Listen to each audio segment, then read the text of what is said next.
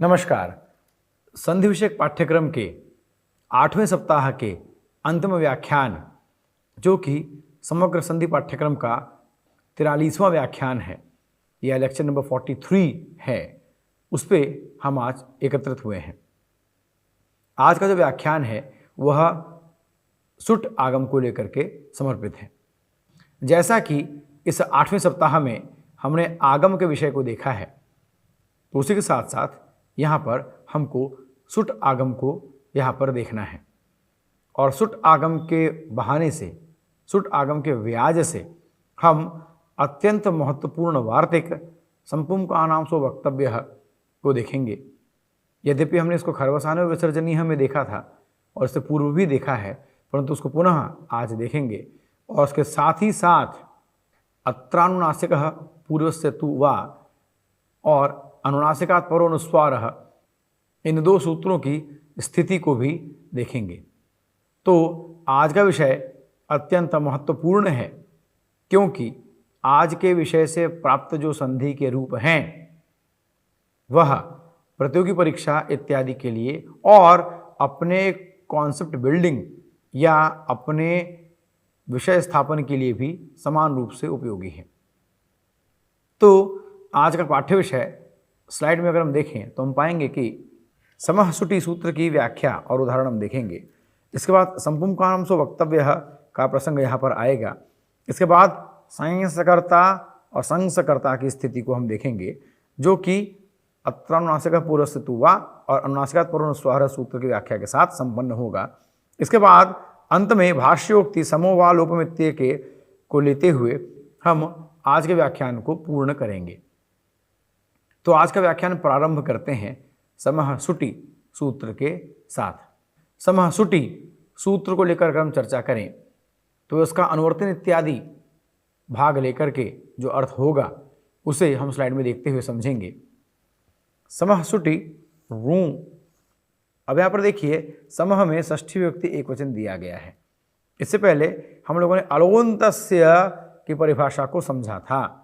तो अलोन्तस्य के द्वारा क्या है कि जिस सूत्र में षष्ठी विभक्ति का विधान है तो वहाँ पर जो आदेश होगा वो अंतिम वर्ण को होगा, अर्थात इस सूत्र के द्वारा सम को रू आदेश होता है, अर्थात सम के म को रू आदेश होता है अलोन्तस्य सूत्र की परिभाषा के साथ। अर्थात यह सूत्र क्या कहता है? यह सूत्र कहता है कि सम उपसर्ग के बाद अगर सुट का हमको विधान मिल जाए, अर्थात सुट आगम का हमको विधान मिल जाए या कोई भी ऐसा पद मिल जाए जहाँ पे सुट का आगम हुआ हो, तो वहाँ पर सम के मकार को रू आदेश हो जाएगा, अर्थात वहाँ पे सम को रू आदेश होगा और अलोन्तस्य के द्वारा सम के म को रू आदेश हो जाएगा।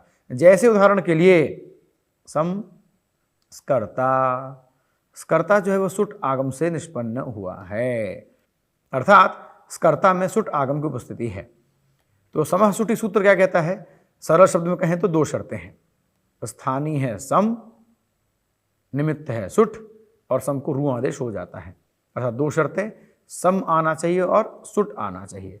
तो सम आ गया और सुट भी आ गया स्कर्ता के द्वारा, तो सम और स्कर्ता। तो यहाँ पे सम के म को रू आदेश हो गया, रू आदेश होकर के र शेष रहता है तो सर स्कर्ता बन गया। कहने का तात्पर्य क्या है कि सम के म को रू आदेश हुआ, अलोन्तस्य सम के म को रू आदेश हुआ तो बन गया सरस्कर्ता। यह स्थिति हमको प्राप्त हो जाती है। अब इस स्थिति के बाद हम क्या करेंगे, इसको हम आगे जो साधनिका का प्रसंग है उसमें देखेंगे। किंतु उससे पहले हम ये समझ लें कि समः सुटी, सम उपसर्ग के बाद अगर सुट आगम आ जाता है तो सम को रू आदेश, अर्थात सम के मकार को रू आदेश हो जाता है, उसमें र शेष रहता है। जैसे सम स्कर्ता तो म को रू आदेश हो गया, रू को र बचा तो सर स्कर्ता। ठीक है, इस विषय को यहीं पर रखते हैं। अब इसके बाद जो सूत्र हम देखेंगे वो है अत्रानुनासिकः पूर्वस्य तु वा। इस सूत्र को देखने के बाद आगे की स्थिति को हम लेकर चर्चा करेंगे। अत्रानुनासिकः पूर्वस्य तु वा सूत्र क्या कहता है? अब अनुवर्तन के साथ इसका अर्थ निकालें तो क्या मिलेगा?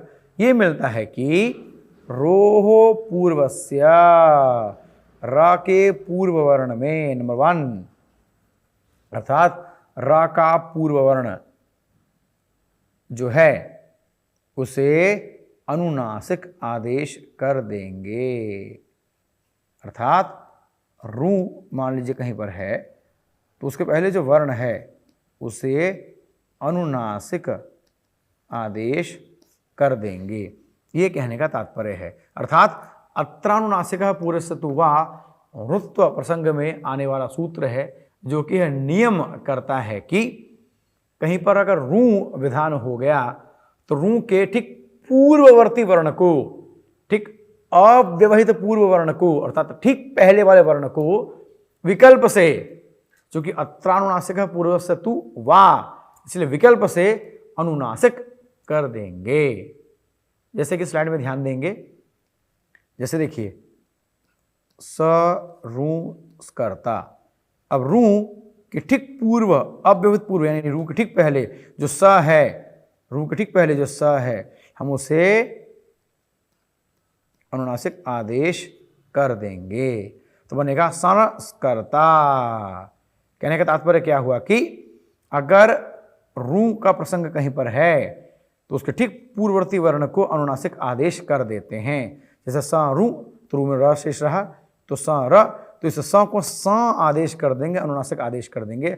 और चूंकि वा का प्रयोग है अर्थात ये विकल्प है, अर्थात हम इसका प्रयोग कर भी सकते हैं और नहीं भी कर सकते। तो जहां नहीं करेंगे वहां क्या करेंगे, यह प्रश्न आ सकता है। तो इस प्रश्न को लेकर के चर्चा करेंगे थोड़ी देर बाद, परंतु अभी के लिए प्रसंग क्या हुआ कि जहां पर रू का प्रसंग आएगा तो उसके ठीक पूर्ववर्ती वर्ण को विकल्प से हम अनुनासिक आदेश कर सकते हैं। अब इन दो सूत्रों के साथ अर्थात समः सुटि और अत्रानुनासिक पूर्वस्य तु वा सूत्र के साथ और पूर्व ज्ञान के आधार पर अब हम सिद्धि करने के स्थिति में आ चुके हैं। तो स्लाइड के माध्यम से हम सिद्धि को स्पष्ट समझने का प्रयत्न करेंगे। साइंसकर्ता, हमें साइंसकर्ता की सिद्धि करनी है और साइंसकर्ता की सिद्धि स्लाइड में हमें प्राप्त होगी, परंतु उससे पहले हमको ध्यान देने की बात है कि इस साइंसकर्ता में हमें खरवसाने और विसर्जनीय संपुम का नाम सो वक्तव्य के साथ समः सुटि और अत्रानुनासिक पूर्वस्य तु वा इन चार सूत्रों की प्रवृत्ति देखने को मिलेगी। यानी ये साधनिका ऐसी साधनिका है जिसके माध्यम से हम चार सूत्रों को समझ सकते हैं, या एक ऐसी साधनिका है जिसके अंतर्गत चार सूत्रों की प्रवृत्ति हमको देखने को मिलती है। वस्तुतः तीन सूत्र और एक वार्तिक, अर्थात इन चार स्थितियों को हमको देखने की स्थिति प्राप्त होती है, जिसे हम स्लाइड के माध्यम से और अधिक स्पष्ट रूप से समझने का प्रयास करेंगे। समस्कर्ता, अब यहाँ पर सम आ गया, स्कर्ता जो है वह सुट आगम से निष्पन्न है, अर्थात दोनों शर्तें पूरी हो गई।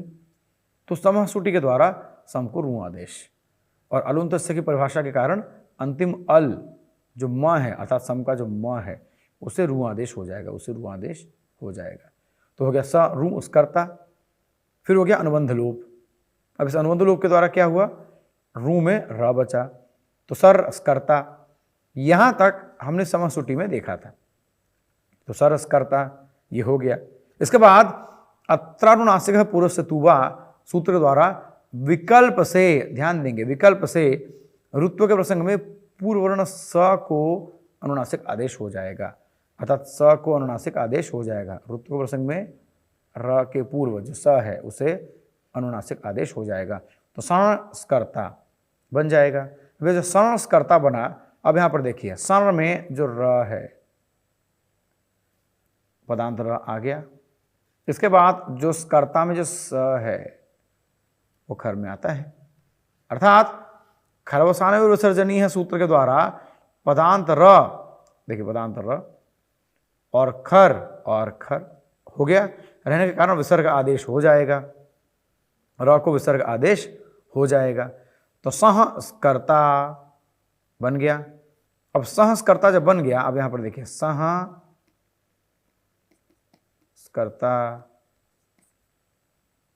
बन जाएगा।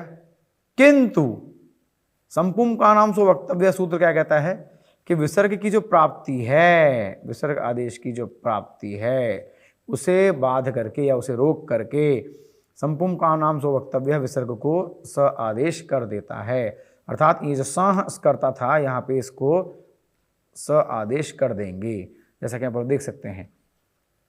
संपुम का नाम सो वक्तव्य कहता है कि संपुम या कान के बाद अगर विसर्ग आ जाए तो संपुम कान तो सह के बाद विसर्ग आ गया तो उस विसर्ग को स आदेश कर देंगे। करने के बाद सायंस कर्ता रूप बन जाएगा वर्ण संहिता के द्वारा। तो सायंस कर्ता रूप बन गया। पुनः देखिए समः सुटी के द्वारा सम के म को रू आदेश, रू का अनुबंध लोप के द्वारा र तो सरस कर्ता हो गया। फिर इसके बाद अत्रानुनासिक पूर्व से हुआ सूत्र के द्वारा विकल्प से रुत्व के प्रसंग में सा को अनुनासिक आदेश तो सामस कर्ता हो गया।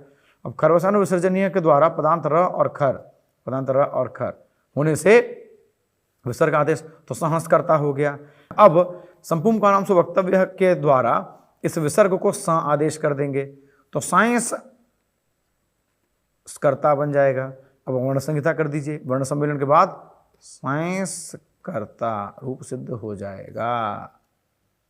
तो इस प्रकार से साइंस कर्ता रूप सिद्ध होता है जहां पर अनुनासिक आदेश हुआ है अत्रानुनासिक पूर्वसतुवा सूत्र के कारण। इससे पहले हमने बात की थी और जैसा कि सूत्र में स्पष्ट है कि अत्रानुनासिक पूर्वसतु वा अर्थात विकल्प, तो एक विकल्प सूत्र है, यानी इससे प्राप्त जो अनुनासिक है हम उसका आदेश कर भी सकते हैं और नहीं भी कर सकते। तो जहां पर आदेश किया वहां तो साइंस कर्ता बन गया और जहां आदेश नहीं करेंगे वहां क्या होगा, तो वहां के लिए जो अगला सूत्र है वो हमें बताता है कि अनुनासिक न होने पर क्या होगा। अनुनासिकात परोनुस्वार, अर्थात अगर अनुनासिक नहीं हुआ तो वहां पर अनुस्वार हो जाएगा, जैसे कि हम देख सकते हैं। अर्थात मान लीजिए रू,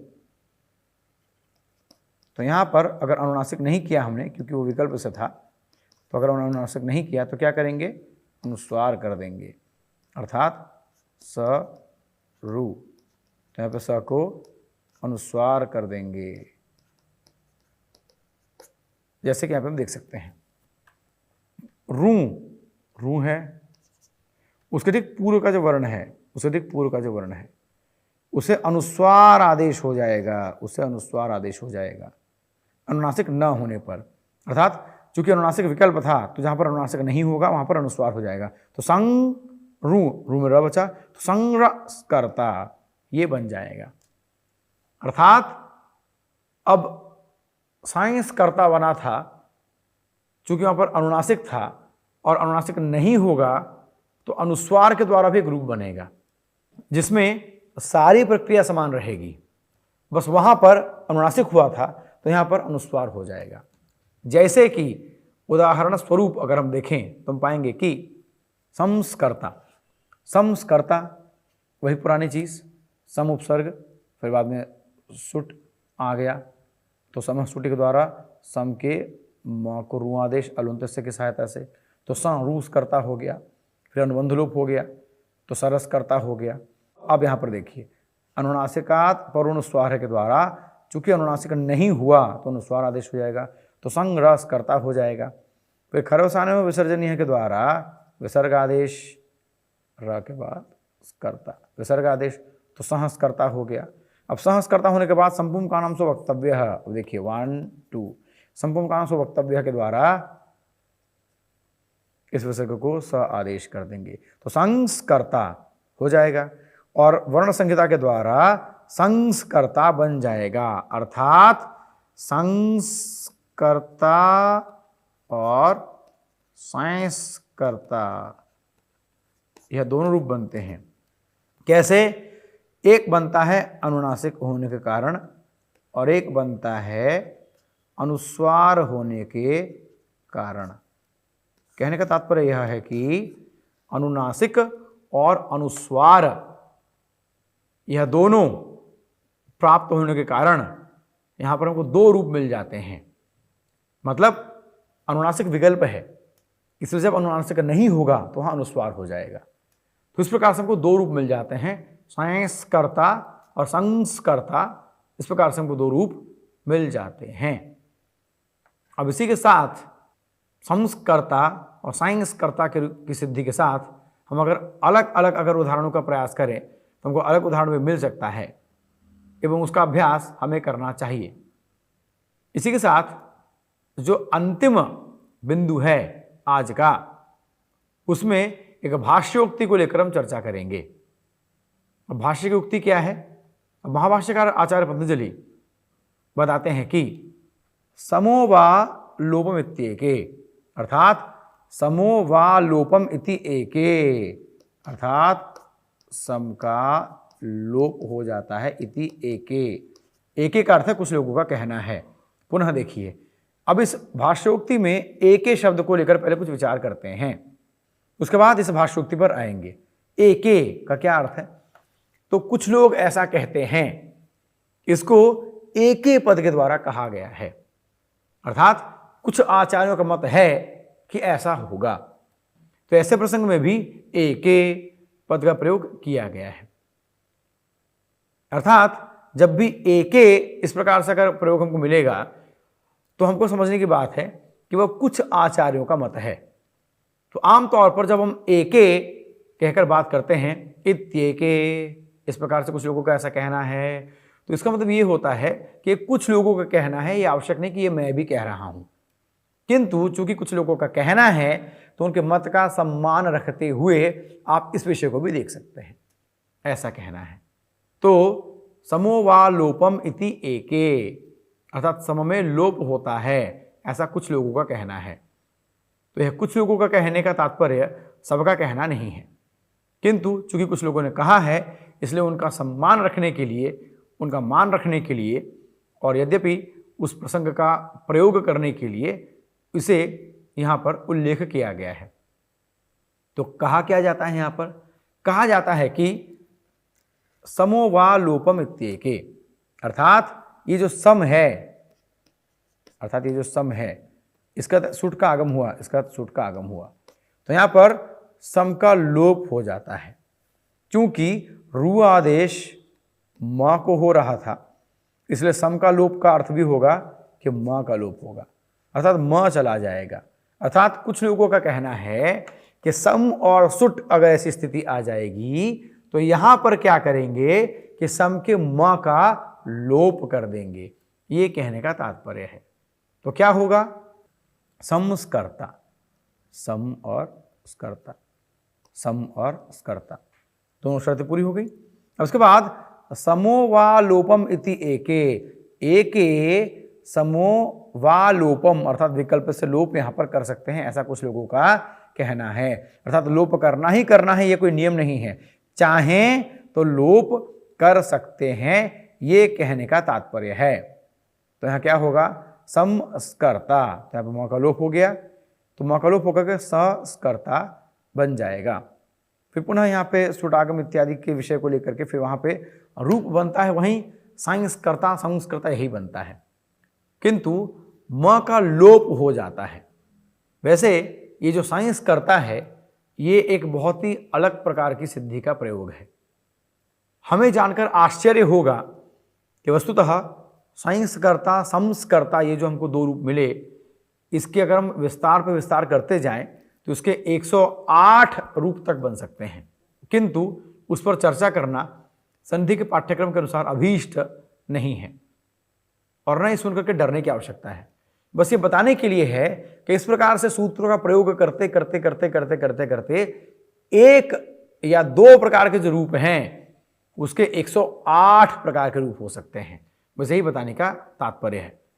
यद्यपि यह जब हम आगे जब गूढ़ अध्ययन करेंगे तो इन विषय को लेकर के चर्चा आप स्वयं से कर सकते हैं या अपने गुरुजन के पास जाकर के इस विषय को समझ सकते हैं, या भविष्य में कभी अगर इस तरह का प्रसंग हुआ तो उस पर भी देखा जा सकता है। किंतु अभी के लिए बस ये हमको जान करके रखना है कि संस्कर्ता और साइंसकर्ता ये जो है इसके 108 तरह के रूप बन सकते हैं। बस ये एक जानकारी के लिए हमको प्राप्त करना था, बस ये एक जानकारी के लिए हमको जानना था। तो इस प्रकार से साइंसकर्ता समस्कर्ता बनता है, जिसमें समः सुटी सूत्र का प्रयोग है, संपुम का नाम सो वक्तव्य वार्तिक का प्रयोग है, अत्रानुनासिक पूर्व से तु वा सूत्र का प्रयोग है, खरवसाने विसर्जनीय सूत्र का प्रयोग है।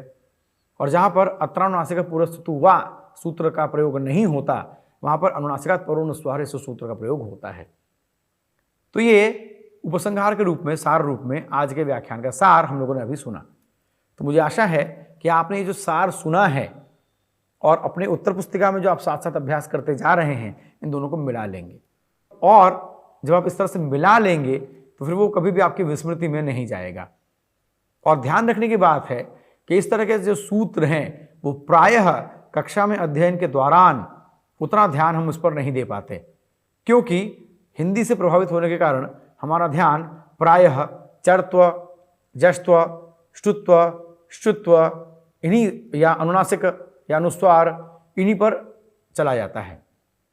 और इस तरह के जो प्रसंग हैं ये प्रायः कई बार अनछुए रह जाते हैं, ये अस्पृष्ट रह जाते हैं।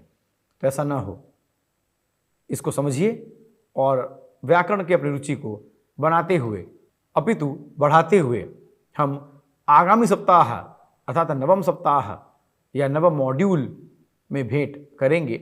और तब तक के लिए आप सभी को हार्दिक आभार के साथ धन्यवाद।